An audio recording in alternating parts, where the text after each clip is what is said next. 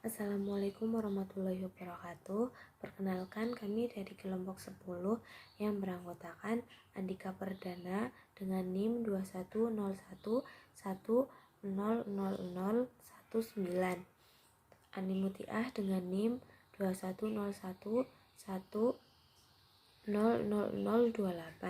Solihati Nabilah dengan NIM 21011100036. Di sini kami akan mempresentasikan hasil diskusi kami yang berjudul Sarana-sarana kesyirikan. Pengertian sarana. Sarana yang dalam bahasa Arabnya wasilah adalah sesuatu yang mengantar kepada sesuatu yang lain. Dalam syariat Islam, sarana memiliki hukum yang sama dengan sesuatu kemana sarana itu mengantar. Jadi, kalau sarana itu mengantar kepada syirik besar, maka sarana itu hukumnya sama dengan syirik besar yang bertentangan dengan tauhid. Begitu juga kalau sarana itu mengantar kepada syirik kecil, maka sarana itu hukumnya sama dengan syirik kecil yang bertentangan dengan kesempurnaan tauhid. Oleh karena itu, mengetahui sarana syirik merupakan suatu yang sangat penting. Pengertian syirik. Kata syirik ini berasal dari syaraka yang berarti mencampurkan dua atau lebih benda, hal yang tidak sama seolah-olah sama. Pengertian syirik dalam arti mempersekutukan Tuhan dengan menjadikan sesuatu sebagai objek pemajuan dan atau tempat menggantungkan harapan dan dambaan, termasuk dalam kategori kufur, karena perbuatan tersebut mengingkari kemahakuasaan dan kemahasempurnaannya. Syirik adalah muara dari berbagai kejahatan dan penyelewengan.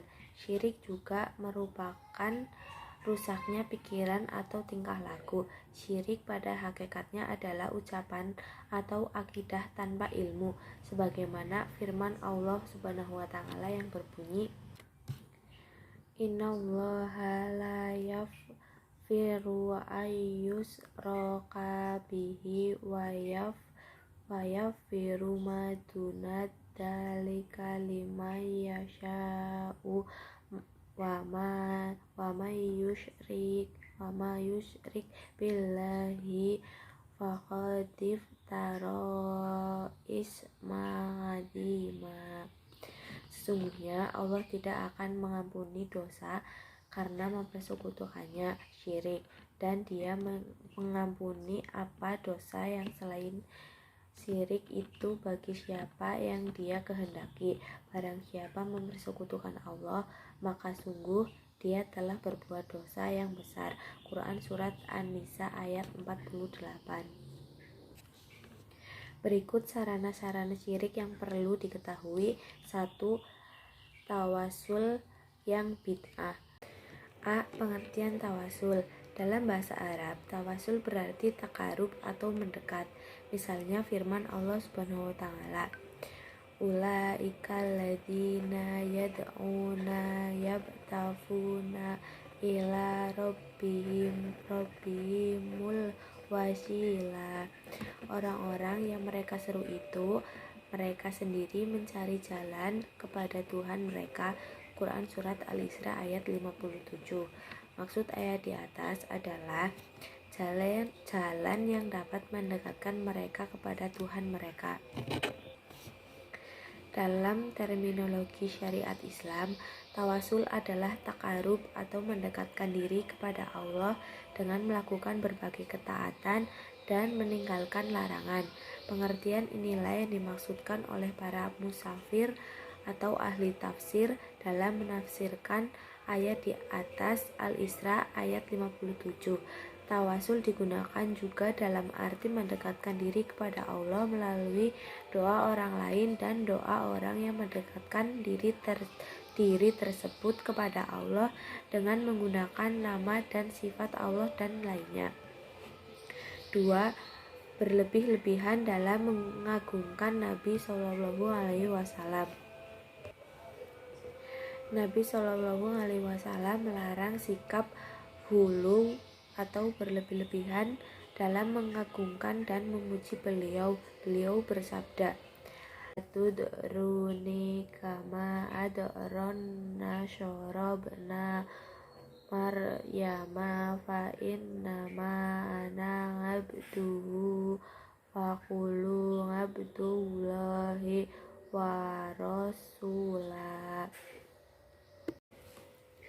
Janganlah kalian menggunjingku secara berlebih-lebihan sebagaimana orang-orang Nasrani memuji Isa bin Maryam secara berlebih-lebihan.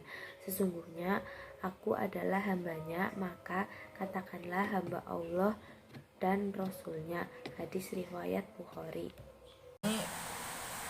Pujian yang tidak berlebih-lebihan adalah pujian yang diberikan Allah Subhanahu wa taala dalam Al-Qur'an dengan menggunakan kata hamba yang merupakan kedudukan yang paling mulia.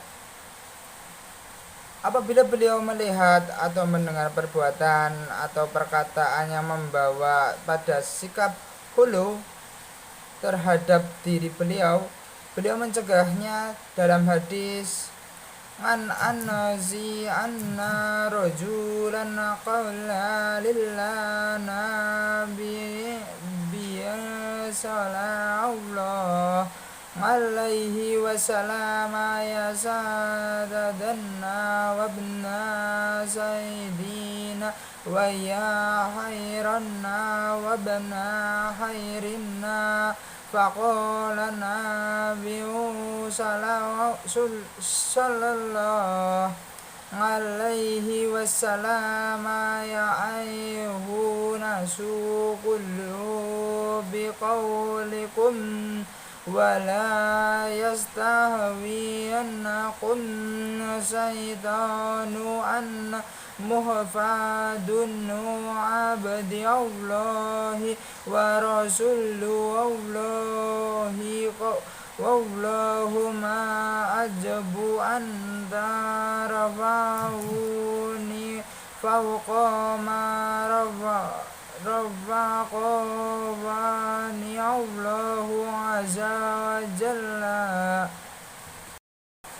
yang artinya dari Anas bin Malik bahwa seorang laki-laki berkata, "Wahai Muhammad, wahai Tuhan kami dan putra Tuhan kami, wahai orang yang terbaik di antara kami dan putra orang terbaik di antara kami." Lalu Rasulullah SAW bersabda, "Wahai manusia, katakanlah sesuai dengan perkataan orang yang ahli dalam agama di antara kalian, dan janganlah kalian dihinakan oleh syaitan. Aku adalah Muhammad bin Abdullah, seorang hamba Allah dan Rasulnya. Aku tidak suka kalian mengangkatku melebihi apa yang Allah Azza wa Jalla telah mengangkatku." Hadis riwayat Ahmad. Yang selanjutnya, sikap hulu atau berlebih-lebihan terhadap orang yang soleh.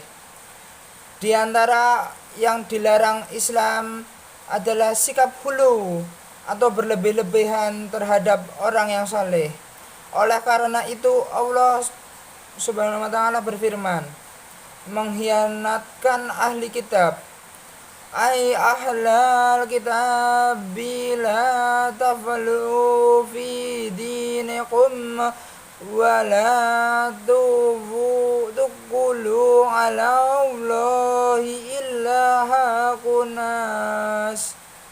Yang artinya, wahai ahli kitab, janganlah kamu melampaui batas dalam agamamu, dan janganlah kamu mengatakan terhadap Allah kecuali yang benar.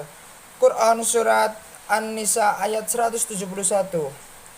Qul ya ahlal kitab la taghlu fi dinikum ngazaraha wa la tafibihu ahwa'a qawmi qud dalu min qablu wa adlu qasiran wa dalu anna sawa'i sabili. Yang artinya, katakanlah Hai ahli kitab, janganlah kamu berlebih-lebihan atau melampaui batas dengan cara tidak benar dalam agamamu. Dan janganlah kamu mengikuti hawa nafsu orang-orang yang telah sesat dahulunya sebelum kedatangan Muhammad. Dan mereka telah menyesatkan kebanyakan manusia dan mereka tersesat dari jalan yang lurus. Quran surat Al-Maidah ayat 77. Syirik. Syirik yang pertama sekali terjadi di permukaan bumi adalah yaitu syirik kaum Nabi Nuh, disebabkan sikap berlebih-lebihan terhadap orang saleh. Yang selanjutnya, mengagungkan kuburan. Di antara yang sangat diperingatkan Islam adalah mengagungkan kuburan, khususnya kuburan para nabi dan orang saleh. Oleh karena itu, Islam melarang beberapa hal yang membawa pada pengagungan kuburan. Di antaranya, yang pertama, menjadikan kuburan sebagai masjid. Sabda Rasulullah SAW, Allah wa inna manakanna qablakum kanu yadahiduna kubura anna biyahim wa salihim masjida Allah fala tadahidu kubur masjida inna annaha qumma andalika, yang artinya, ketahuilah sesungguhnya umat sebelum kamu menjadikan kuburan para nabi dan orang-orang saleh mereka sebagai masjid, maka janganlah kamu menjadikan kuburan sebagai masjid. Sesungguhnya aku melarangmu melakukan itu. Hadis riwayat Muslim. Yang kedua, salat menghadap kuburan. Sabda Rasulullah SAW, la ta'jilizu ala kuburi wa la tusallu illaih, yang artinya, janganlah kalian duduk di atas kuburan dan jangan salat menghadap kuburan. Hadis riwayat Muslim. 3. Menerangi dan menyalakan lampu di atas kuburan. Sabda Rasulullah sallallahu alaihi wasallam, la'ana Rasulullah sallallahu alaihi wasallam yairatil quburi wal muttahidina 'alaihal masyajida wasyuruj. Rasulullah sallallahu alaihi wasallam melaknat wanita-wanita yang menziarahi kuburan, orang-orang yang menjadikan kuburan sebagai masjid dan memberikan lampu di atas kuburan. Hadis riwayat Ahmad, Abu Daud, Tirmizi, dan Nasai. 4. Membuat bangunan di atas kuburan dan menemboknya. Imam Muslim meriwayatkan dari Jabir bahwa ia berkata, Naha Rasulullah sallallahu alaihi wasallam an yujassasal qabru wa ayyuqada alaihi wa ayyubna alaihi. Rasulullah sallallahu alaihi wasallam melarang penembak kubur duduk di atasnya dan membuat bangunan di atasnya. 5. Menulis sesuatu di atas kuburan. Berdasarkan hadis Jabir, naha Nabiyyu sallallahu alaihi wasallam an tujassasal quburu wa ayyuktaba alaihi. Nabi sallallahu alaihi wasallam melarang penembakan kuburan dan menulis sesuatu di atasnya. Hadis riwayat Abu Daud dan Tirmizi. 6. Meninggikan kuburan. Berdasarkan hadis yang diriwayatkan oleh Ali an Abil Hayyajil Usyariya qala li Ali banu Abi Thalibi ala ab asyuka ala ma ba'asyani alaihi Rasulullah sallallahu alaihi wasallam alla tada'atim salan illa tamashtahu wala qabran mushrifan illa syawaitah. Dari Abu Al-Hayyaj Al-Asyadi, ia berkata, Ali bin Abi Thalib berkata kepadaku, aku mengutusmu sebagaimana Rasulullah Shallallahu Alaihi Wasallam mengutusku. bahwa janganlah kamu membiarkan suatu patung kecuali kamu menghapusnya, dan janganlah kamu membiarkan kuburan yang dimuliakan kecuali kamu meratakannya. Hadis riwayat Muslim, Abu Daud, Tirmizi, Nasai, dan Ahmad. 7. Menjadikan kuburan sebagai hari raya. Berdasarkan hadis, la taj'alu buyutakum kuburan wa la taj'alu qabri idzan wa sallu alayya fa inna salatakum tablughuni haitsu kuntum. Janganlah kamu menjadikan rumahmu sebagai kuburan. Janganlah kamu menjadikan kuburanku sebagai hari raya. Aturkanlah sholawat untukku, karena sholawat kamu pasti sampai kepadaku dimanapun kamu berada. Hadis riwayat Abu Daud. 5. Tabaruk, mencari keberkahan. Di antara syirik yang diperangi Nabi Shallallahu Alaihi Wasallam adalah mencari berkah pada pohon kayu, batu, kuburan, dan semacamnya, dengan keyakinan bahwa semuanya itu mempunyai rahasia atau keberkahan khusus yang diperoleh dengan mengusapnya, mengelilinginya, menziarahinya, atau duduk di dekatnya.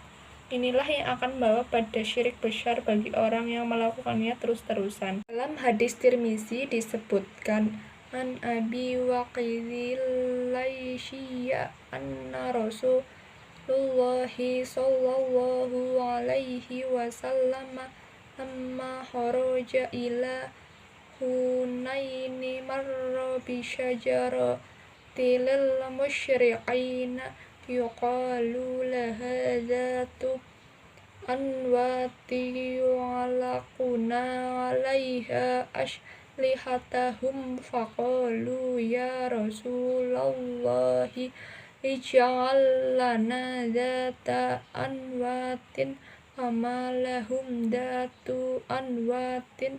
Faqala an-nabiyyu sallallahu alaihi wasallam subhanallahi hadza kama qala qaumu Musa aj'al lana ilaha kama lahum alihatu walladzi nafsi biyadihi latarkabunna sunnata man kana qablakum.